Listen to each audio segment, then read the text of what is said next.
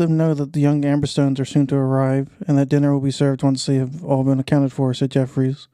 Rose stopped and beamed at Jeffries. That's great news, Rose exclaimed. I'll let everyone know. Thank you, dear, said Jeffries as he disappeared into the kitchen, the door swinging behind him. Rose marched as quickly as she could back into the sitting room and came back to the table where Rowan was sitting. Tamas, Samsa, and the others are almost here, said Rose, as she walked up to where Rowan sat on the edge of the table, kicking his legs. Barklin, who had finished packing his bag and was marching around the room himself, walked over to the table. That's fantastic, said Barklin.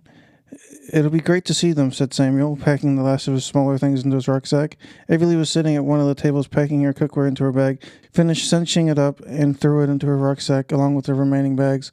She was the last to finish packing, and when she was done, she hugged the rucksack onto her back and walked over to the table Rowan was waiting for her on and stood in front of it. Sorry for the wait, guys, said Avery. It's not a problem, said Samuel, standing next to her. Line up, said Rowan, standing up on the table and facing the group. They did as they were told. Averly, we don't have much time before the Amberstones arrive, so we'll have to do this quickly. Get into a single-file line, and you're going to march from here, down the hall, and up the stairs to the highest point of the house that you're allowed to, said Rowan. That'll be our rooms on the top floor, said Averly. There's a library up there. We could walk around there as well, offered Barklin. That'll be fine, said Rowan. Then you're going to come back down here and do the lap again and again. Once you've done it a few times and you're feeling tired and I can see that it's wearing you down, then we'll change it up and you'll get to see what it's like to carry a proper weight around on your back. It'll be harder when we're in the sands, but this will be a small opener to what we're going to have to deal with. All right, said Rose. The group got into a line. Rose was first, then Samuel, Barklin, and finally Averly. Let's go, said Rose, and they set off down and out of the room and up through the hallway and started up the stairs. They started quickly, but by the third floor of stairs, they had slowed to roughly half the speed that they had started. It was closer to a slow walk. Rose adjusted the weight of her pack on her back and moved from stair to stair until they got to the top of the stairs and made it to the third floor landing. They walked over to the doors leading to the library's second floor and went in and leapt the bookshelves until they wound up back to where they had started and exited the room, leaving the door wide open behind them. They made their way down the stairs faster than they had risen and were back in front of Rowan without breaking a sweat and smiling. Once more, youngling, said Rowan, sipping from a cup of tea that Jeffries had brought him during their lap. They made their second lap, slower than their first, and returned to Rowan, beginning to show the first inklings of sweat on their brows. Rowan waved them away for another lap, this time chewing on a long, thin biscuit, before once again sipping on his tea. They were sweating when they came back down from their fourth and fifth laps of the house. Rowan let them rest on their seventh lap. That was just a warm-up. It's going to be extremely hot where we're going, so you're going to have to get used to working under that heat, said Rowan. Samuel wiped sweat away from his forehead with one paw and took his pack from his shoulders and stretched his back. They do get heavy quickly, said Samuel. Climbing anything makes everything heavy, said Rowan. Yes, it does, agreed Averly, wiping her brow with the back of her arm. The terrain we're going over is mostly flat, but the sand dunes we'll be traveling over aren't easy to walk through, and it'll be the same as climbing hills in the middle of an oven once we get going, said Rowan. Rose dropped her rucksack onto the floor. Is everything sitting properly? Asked Rowan. They checked their straps and no one raised any issues. We're just not going to forget that they're there, are we? Offered Samuel. Rose and Barklin laughed. No, we're not, said Barklin. That's good, said Rowan. Your packs will become a part of you, and as you travel, you'll feel as though you're naked or out of place when the contents of the bags change. Do you want us to do more laps? Asked Rose. Yes, I do, said Rowan. Jeffries stepped into the room. The carriages with the Amberstones have started arriving, said Jeffries.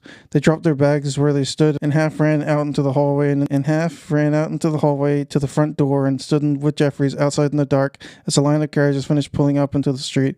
They stopped and the driver's doors opened.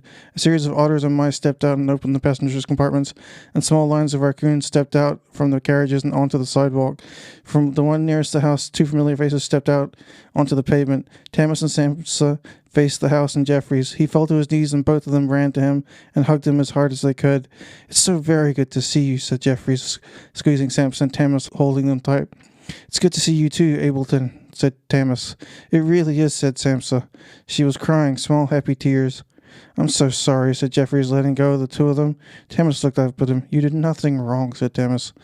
Let's get everyone inside, said Samsa, motioning back at the line of youngling raccoons that were milling patiently down the pavement as the carriage operators began to unload their gear from the back of the carriages. They were also eager to see Jeffries. Jeffries bent down on his knees again, and they all rushed around him, and he did his best to hug 20 pairs of hugging arms in the light of the gas lamps. Rose and the others stood in the doorway and watched as the family reunited for the first time in over a year. They stayed like that for a while before Jeffrey, sniffling, spoke up. All right now. We'd better get you all inside and washed up for dinner. There's stew waiting inside for all of you, but I expect all of you to remember your manners and wash your paws and faces before sitting at the table.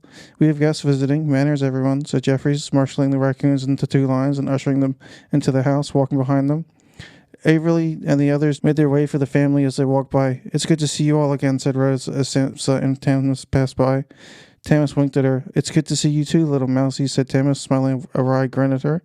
Evelyn and the others were all smiles as they entered. Jeffries closed the door behind him. His face was a mixture of worry and a deep joy. His face darkened momentarily. He felt a deep sense of shame for not helping his wards sooner. Jeffries straightened against the door and did his best to smile. Brave face, said Jeffries quietly to himself. They're safe now, aren't they? He walked out into the dining room where the majority of the family was waiting. The young raccoons sat with scrubbed faces and paws down the length of the large table and waited patiently for their meal. Tamis and Samsa were sitting with Rose and the others at the end of the table with a space open for Jeffries at the head of the table. Do you need any help with serving dinner? Asked Samsa as Jeffries walked into the room. Oh, I wouldn't want to impose, Miss Amberstone, said Jeffries. Don't be silly, Jeffries. I've been serving the family for over a year. I'm more than happy to help you serve them now, said Samsa. Jeffries was slightly taken aback. He was used to doing the work himself. That would be lovely, said Jeffries. All right, said Samsa, getting up from the table and walking out to the kitchen with Jeffries. The two of them working quickly, laying out bowls and rolls onto serving trays and trolleys to take out into the dining room. They were quiet while they were served, until Samsa spoke up. You know you trained us very well, said Samsa. Jeffries stopped ladling the stew he had been pouring into the nearest bowl and the ladle hesitating over the bowl. Yes, miss, said Jeffries. Samsa, Jeffries. I'm too old for miss at this point. Yes, Samsa, said Jeffries. Yes, Jeffries. We watched you serve us, cook for us, make our beds, and take care of us since we were as small as we could be. It didn't take long using what you showed us and reading some of the books we had available until we were able to take care of the others, said Samsa, placing the filled bowls on one of the carts standing near the counter. If I had known it was only you and the other younglings there, you would have been back up here within a day, said Jeffries. Samsa turned to him. Jeffries had a deep look of shame on his face. Jeffries turned away. Samsa walked over and grabbed his arm. Jeffries, we're back now because of you, and that's all that matters. Don't worry about the last year. We managed. Things have changed. We're not as young as we used to be. We'll be helping out around the house with the family when we can now. I must admit we got used to doing quite a lot of work. They do take quite a lot of care, don't they? Especially the cleaning, said Samsa. Their hands are always sticky, said Jeffries fondly. Samsa smiled, laughing gently. Yes, they are, said Samsa. Bath day really is a whole day. At least they're old enough now to help each other out. I have no idea how you got it all done by yourself. Long days and early mornings, said Jeffries. Yes, is what we found to work too. Like we said, once we're set back up and Tamis and I have found some semblance of life that's our own again, we'll be here to help you with our brothers and sisters. It's not just going to be you working day and night anymore. We learned a lot in the woods, so there's no need to feel poorly about any of it, said Samsa. Jeffrey smiled a small smile. Be that as it may, but I did fail you. It is my duty to take care of you, and I did fail at it. Enough, interrupted Samsa. I'll not have you talk like that any longer. You kept the house in order, and we did as we were taught. You got us back up here as soon as you knew, and that was your duty, and things will return to normal within a few days' time. You're not to feel heavy-hearted because of our parents' disappearance, and we had to look after an uncooked family in the middle of the woods. Her clenched fists were trembling. Miss Amberstone, said Jeffries. We're just so glad to see our family again. You have no idea how hard it's been for Tamis and I, or the others for that matter, sitting in the dark for a year wondering what to do with no way to get out. And now we're finally home again, safe and sound, and you're standing there acting like it's your fault, said Samsa.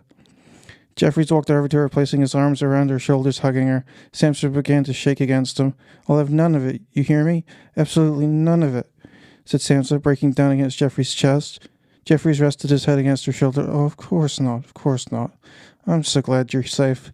Everything's fine now, dear. Your friends are planning to search for your parents and have spent the day getting ready, in fact, and you'll be able to do as you please once you're rested. Let's get everyone their dinner, and we'll not speak on this matter again, I promise, said Jeffries. Samsa broke out of Jeffries' hug, wiping her eyes, and took a shuddering breath. Thank you, Jeffries. That means a lot, said Samsa. They finished dishing out the dinner and placing warmed bread rolls next to the stew Jeffries had spent the day making, and began trundling the carts out of the kitchen and into the dining hall. Samsa asked Tamas to help them serve the food, and after they had removed the first set of dishes from the carts, Tamas followed them back out into the hallway and into the kitchen, and they loaded them up again until every hungry animal waiting for a meal had one in front of them. Then they brought out the drinks and made sure everyone had a properly filled glass of juice or cordial, their choice, and left the remaining decanters on the table to be served at their leisure.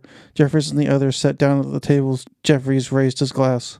"Welcome home, everyone. It's very good to see you. I've missed you all so much. I've made your favorite stew and baked you fresh bread to go along with it. Your beds are made and everything is as you've left it. The library is full of books to read and the sitting room is still full of comfortable chairs and couches to lounge about on if needs arise. You've all grown so much in the years since I've seen you. You'll be getting a few days' rest and then I'll be sorting out getting you all ready for going to school," said Jeffries. There were collective groans from the young raccoons down the length of the table. Tamas and Samsa smiled. Jeffries continued, "No complaining. You're lucky enough to afford a proper education, and you'll get one. But before that, we'll be doing doctor's appointments to make sure you're all as healthy as can be," said Jeffries. Again, groans rang out from across the table. "No whining, kiddos. You've been away for a long time, and I have to make sure you're all well." "You'll do as you're told," said Tamas sternly, but with a smile on his face. The whining subsided. The blank look on Jeffrey's face broke out into a wide and open grin. "But now that we've got the unpleasantness out of the way, let's get on with the meal. Welcome home, everybody," said Jeffries, holding up his glass. The raccoons broke into a round of cheers and glass raising, and the travelers joined in, and the room filled with happy conversation and the merriment of enjoying their meal, the welcomed finality of being home brought. As the meal was done, with some of the younger raccoons asking for seconds from Samsa Jeffries, who dutifully went off to fetch them another serving, or to refill an empty decanter when it ran out. Parkland and the others helped to clear the table as the younger raccoons emptied out of the room and went about the house exploring the home they hadn't seen for well over a year. A few of the younger raccoons asked to help with the dishes, but Tamas shooed them away, stating that they didn't need to help this night, that it wasn't their turn to enjoy the house. "It's our turn to help," said Samuel, smiling at Lisa as she stared up at him, her doll staring blankly up at him as well. She ran off to find one of her brothers or sisters to play with. Averly gathered bowls from down the length of the table and stacked them on the cart in equally sized piles. Rose was walking down the tabletop carrying two of the glasses and handed them to Barkland, who placed them next to the plates and bowls, while Rose ran off to gather more of them, repeating the pattern until the table was cleared off of all the servingware. Samuel pushed the cart into the kitchen. Samsa, Jeffries, and Tamas were happily washing the dishes in the large sink. Bubbles rose out from the sink in large white plumes. Jeffries had his arms buried deep in the bubbles, scrubbing something underneath them in a circular motion. Samsa was scraping food off of the bowls, and Tamas was drying the bowls and stacking them onto a large wooden drying rack as Jeffries handed each dish to him. The dishes glistened as they dried. They all looked quite happy as they worked. Samsa walked the cart back to the dining room and found the others sitting at the cleared table. He sat down. "It's good to see them so happy," said Samuel. "Yes. Jeffrey cares a lot about them, doesn't he?" said Averly. "I'm pretty sure he's part of the family," said Rose. "Right. I think he did a lot of the raising when they were younger," said Barkland. It looks like he's a major part of their lives," said Rose. They sat quietly thinking about the family. Jeffries popped his head into the room a few moments later. "Is that all the dishes?" asked Jeffries. "That would be all of them," piped Rose. "Ah, good," said Jeffries, smiling. "Would you like some tea, then?" asked Jeffries. "That would be wonderful," responded Averly. "Be back in a moment," said Jeffries, his head disappearing back behind the door. He returned a few minutes later with 7 cups on a silver tray and a white china teapot, and laid it on the table next to the group. "Samson and Tamas will be here shortly. They have something they wish to discuss with you all. If you need me, I'll be getting the young Amberstones ready for bed. They had a long day and will be needing their sleep," said Jeffries, still grinning. "Thank you, Jeffries," said Samuel. "No problem at all," said Jeffries. He seemed almost overjoyed. The worry that had plagued him the day leading up to their arrival looked to have dissipated. Averly poured them all tea, offering them sugar from the small white bowl that sat next to the teapot before each pour. Rose, Barkland, and Samuel each took a cube with their tea. Averly took 2, placing them into the cup, before streaming the tea into her cup with one paw. They sat and drank their tea while waiting for Tamas and Samsa to arrive. The group didn't have to wait very long. Tamas and Samsa walked through the door. Tamas walked over to the tray, picking it up from the table with both of his paws. "If you follow us into the lounge, we have some things to discuss with each of you," said Tamas, before walking down the length of the table and into the hallway. Samsa waited for them to gather their cups, and the group followed her into the sitting room. A few of the younger raccoons were lounging in the room. Some were reading small books, and others were playing cards on the floor by the dark fireplace. "All right, we need the room," said Samsa. Go and see Jeffries in your rooms. He's expecting you, said Tamis. The young raccoons got up from where they were and left the rooms quietly, leaving the cards where they lay. The two they'd been reading took their books with them, not removing their faces from the books as they went. Tamis walked over to the large table and laid the tray down. He threw 3 cubes of sugar into each of the 2 cups and poured his sister and himself a cup of tea and sat down at the head of the table. Samsa sat down next to him. If you'll sit down, please, we have much to discuss, said Tamis. They took their places at the seats around the table, placing their cups in front of them on top of the tabletop. What would you like to talk about? Asked Sparkling. Samsa looked at him. Well, we wanted to go over what we're going to do now that we're home again. Well, you're out looking for our parents, which we're very thankful for, by the way, said Samsa. What are you planning on doing? Asked Rose, sipping her tea. I'm planning on going back to school if I can, said Tamis. Yes, Tamis is gifted in mathematics. Winnie's got the mind to study, said Samsa. What are you planning on doing? Asked Averly, looking at Samsa. Well, said Samsa, twisting her fingertips against each other, I was thinking about how much I enjoy making meals for everybody and how I got used to serving so many happy faces. I thought I might try and go and find a job in town that'll let me do that for a while if I can. Oh, you might want to try it for a place called the Otterkin Calf. We ate there yesterday. They were absolutely packed and pretty understaffed. They might take you on if they're open to hiring new animals, said Rose. That's right, they could probably use the help, said Samuel. That sounds like a fine idea, Miss Amberstone, said Rowan mildly. Sorry, sir, we didn't introduce ourselves properly when we arrived. Who are you? Asked Samsa to Rowan. No bother. More important things than introductions today. I'm Rowan Nettlebush, miss.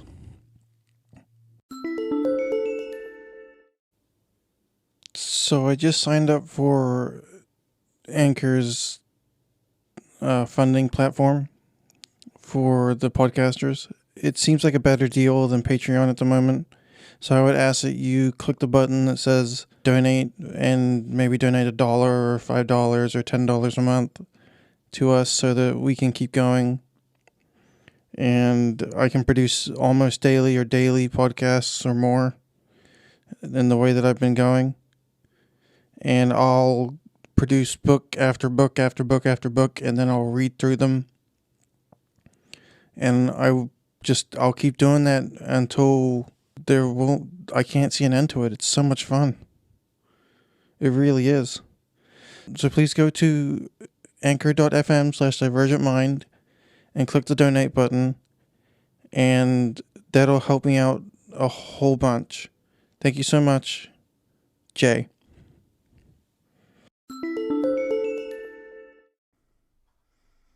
Okay, well, I'm taking a break, so I might as well do some ads. This is my first one, so bear with me. So, if you haven't heard about Anchor, it's the easiest way to make a podcast. Let me explain. It's free. There's creation tools that allow you to record and edit your podcast right from your phone or computer. Anchor will distribute your podcast for you, so it can be heard on Spotify, Apple Podcasts, and many more. You can make money from your podcast with no minimum listenership. That's pretty cool. It's everything you need to make a podcast in one place. And all you have to do is download the free Anchor app or go to anchor.fm to get started.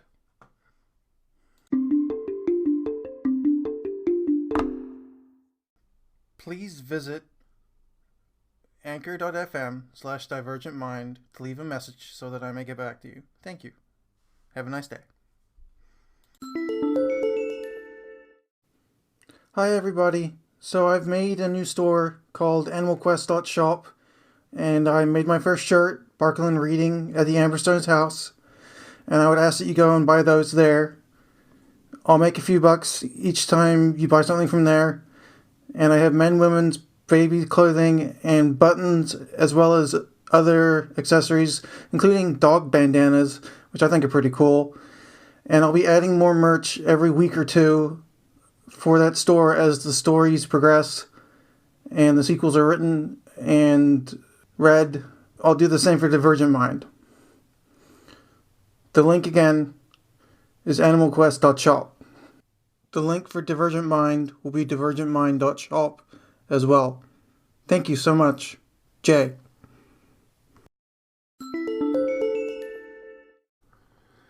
Okay, so I just wanted to let you know that I have a YouTube channel called Taught Myself, and that I've decided to start selling merch already with a phrase that my brother showed me saying my disability is invisible, of which I made a hat for myself. So I decided to make hats, shirts, hoodies for both men and women on Spreadshirt.com. All you have to do is search for My Disability is Invisible. It's in green, and that's mine. You'll know it's me because when you click the sale icon, the same little Divergent Mind icon comes up. And I hope you'll support me. I make about $5 per shirt or per sale. Everything else goes to Spreadshirt. But that's okay because it's still a better deal than a lot of other places. And I really hope you'll support me. Come check me out on the YouTube. Teach me how to do that properly so I can have a community there too. And I await your response. Have a lovely day. Jay.